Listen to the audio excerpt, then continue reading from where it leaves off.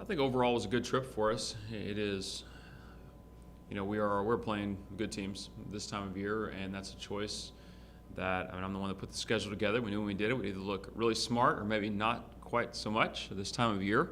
And I think there's always two sides of every story, and there's the winning and the losing side, and there's the are we improving by playing good teams. And I think what we can say right now, stats tell us this, by playing a number of top 50, top 60, top 70 teams, is we're not a top 70 team right now. Okay, and we can admit that. We own that because we're not beating top 60 teams, top 70 teams when we have opportunities to do that. But I see some pretty significant improvement in our team from where we were a week and a half ago, 2 weeks ago. Just a total different level of play that's happening out there. I've seen a couple of players emerge and really start to own their roles out there. I think we saw that this weekend, a couple of our players. And so I really thought this weekend was a step forward for our team. UTSA match is one that we certainly walk away from with some regrets, having had some opportunities in that one.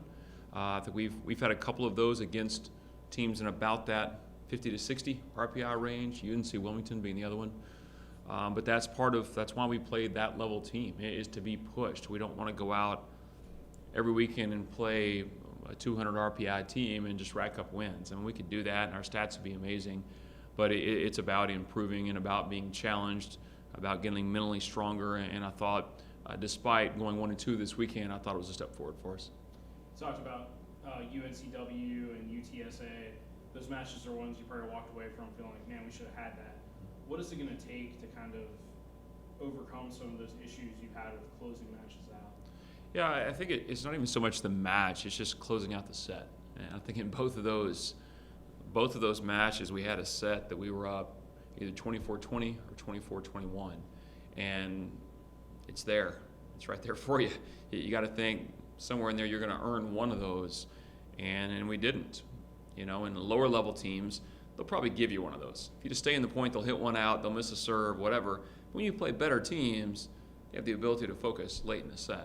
And I think when we got in those situations, maybe we stopped being a little aggressive in moments that we should have been. There were a couple of errors, but for the most part, it was that we kind of backed up a little bit. And instead of pushing and finishing, we just kind of were hoping that the game would end instead of making the game end. I look back to the UTSA this weekend, and we just got a little passive in a couple of phases of the game right there. So that's my regret. Isn't really the loss; it's that we took our foot off the gas, and we tell our team this all the time: like, you have to earn your own points.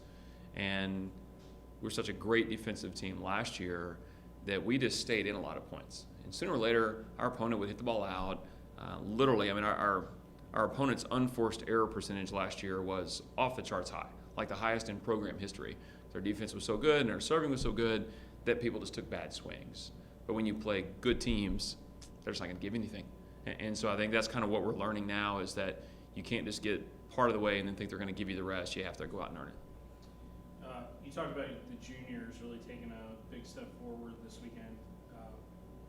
You just touch on how Jamie and Allie have come along. They were really good this weekend, and I think if you back it up, I guess go back to Marshall. I think Jamie struggled opening weekend at home and was trying to probably navigate a number of things. One of those at times being the oldest player out there, which is a new concept for her. We adjusted the timing of her set a little bit. She started taking off. In this weekend, she was exceptional. It went from good to good versus some okay teams to, she's hitting big numbers against a couple of top 60, top 70 teams that are really physical. Oklahoma was by far the most physical team we've played all year, and I think that match, if you had to sum it up, was our skill level wasn't high enough to counteract their level of physicality. And you take the UTSA match, they were still really physical in the front row, probably a little less skilled in the back row than what Oklahoma was, but it just seemed like any ball we put up there, Jamie went up and got a score. I think you look at Allie, I think hers has been pretty steady. Pretty much all year. She's hitting about, 330, 320, somewhere like that for the year. We've seen that coming because she worked hard this summer, prepared for it, but it's great to see it happen against good teams, that you play you just know when she's up there, you feel great about her getting the ball. And I think the big thing right now for a couple of young setters is realizing we need to get more swings there. And this is true for almost every young setter, you tend to overset the outside. And while every team in the country, their outsides lead the team in swings, that's just the nature of volleyball, at times it's more than it should have been. And I think as our setters get more and more comfortable with Allie, and that's something I tell our setters all the time, look, you can trust Allie. She's good with the ball. She's good if you're pass forward. She's good if you're pass a little off. She's good when it's 24 all. You can trust her with the ball.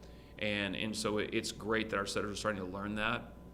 I think as the weekend went on, that was maybe the takeaway for me is not just her level of play, but her usage rate started going up. And I explained that to Allie. Look, I think we had a match recently. I don't remember when it was. Could have even been Lamar. I don't know. But she was like 6 for 9 with no errors. So she hit almost 700. That's great, but we only set her 9 times. and so I told her, look, Allie, I would much rather you hit 350 and get twice as many kills than hit 600, but we don't set you as much because you're really not impacting the match. You know, that's a lot of times how we choose to defend someone. If someone's hitting 700, but they only set them 2 balls a set, I'm like, okay, fine. They can hit whatever number they want. Percentages say we got to be great against the kid that gets all the swings. And so her usage rate going up this weekend was good, and that's something we definitely want to see going forward. You touch on Radford and Virginia Tech a little bit moving forward. Yeah, I don't know as much about them yet as I probably would like. I've been very, very focused on our team improvement. Mondays are all about, okay, what did we do last weekend and how do we get better? Virginia Tech's had several really, really close matches. I haven't, like I said, seen Radford as much. I've seen a little bit of them. But I know it'll be an interesting weekend that we only play 2. It's our first weekend to only play 2 matches, but they're in the same day. And so we'll need to be good as far as a quick turnaround, but very much looking forward to going there and competing against 2 good teams. And also, I guess not just selfishly, but for our team too, I'm looking forward to getting back. Saturday, we'll get back Saturday 2, 3 in the morning instead of Sunday 2 or 3 in the morning. And so we'll have a nice weekend of rest before we go into MAC play. But certainly expecting a good tournament in Blacksburg and expecting 2 good opponents. And know that this is an important weekend for us. You know, we've been kind of moving up our level of play, maybe haven't seen some of the results that we would like with that. But we're really, when I set up this schedule, and sometimes schedules change, like somebody dropped from the Virginia Tech tournament, somebody dropped from the Oklahoma tournament, and then UTSA added. I mean, that's just part of scheduling. It changes. But I don't know, maybe I shouldn't say this publicly, but whenever I put together a schedule, I schedule wins and losses. You expect to win certain ones, you expect to lose certain ones, and then there's some that are right in the middle that, yeah, we'll kind of see how it goes. But we're 2 games behind where I thought we'd be right now. You know, this is not, I don't know, kind of a, oh my gosh, you know, kind of moment. This is pretty close to where we thought. You know, Marshall was one that we thought we would get, but really since we've had our starters back, that's the only one that I look back and okay, well, that's one that we thought would go a different way. You hope you win all of them. Obviously, you never put down a schedule and say, well, I expect to lose all these. You hope to win all, but at the same time, this is not a, oh my gosh, I thought we'd be whatever, you know, winning all of our games at this point. This is pretty close to where we thought we would be when you schedule 9 top 100 teams and you start a lot of people that are learning out there. And so as long as we're getting better, as long as we're going in the right direction, I really feel good about where we are. And that was my message to the team this weekend, that the level of play we had against UTSA was, for at least about an hour of it, it's probably as good as we played all year. Probably better than we've played all year, actually. And we lost a really close second set. We won a really close first set against a team that had just beaten Oklahoma, against a team that a few days before played Texas, like the Texas team, and 3 really close sets. I think 2 of them that were 2-point sets, one was a 3-point set. And so that was a really good team. And so our team is, again, making strides. I'm happy with where we're going. I'm never happy with the losses, but I'm happy with quite a bit of the level of play right now. You guys have any questions? Coach, I wanted to touch on the setter position. I know you said you want your young setters to kind of understand Allie a little more. So do you kind of see that as a position that's committee, or are you going to start going towards either Stephanie or Caitlin? I mean, I think right now we've seen Steph probably make some significant strides. I mean, I think you can see by who played the most this weekend that, I mean, Steph's in the lead right now. I think that's pretty clear. But I think you can also see that if our team struggles, that we're not going to hesitate to put the other person in. I believe that, take Oklahoma, for example. We struggled in the first set. Caitlin went in and set the next two sets, did a pretty nice job for us. They just have different strengths between the two of them. Obviously, Steph's a little longer, a little more athletic. She's going to offer us more at the net in terms of blocking, in terms of attacking. Caitlin is someone who, better back row defender, probably can set some more challenging balls from more challenging body positions. She hasn't kind of split her time doing multiple things. I mean, Steph, through a lot of her career, has been halftime setter, halftime hitter, and all those other half of the time, Caitlin was somewhere setting a ball. Caitlin's never been, well, I don't want to say never, but in recent history, hasn't been a hitter. And so she's just been focused on that. So I think in some ways, she can do more from different body positions. Steph just offers some things athletically to us, and especially blocking. I mean, Steph did a pretty nice job blocking for us this weekend. Actually out-blocked Allie, which is pretty unusual, by the way, on the right. And I think she's just continuing to grow, and we're seeing both of them make moves, but I think Steph right now is definitely in the lead. How do you think this tough non-conference schedule is going to help you to get to match play in less than 2 weeks? Well, it better help us, because that's the plan, first of all. As far as how it helps us, I think this weekend Radford, I'm really looking forward to that match. And it sounds kind of odd, but Radford RPI is similar to probably the top third to middle of the MAC. And so I look forward to seeing us physically against them.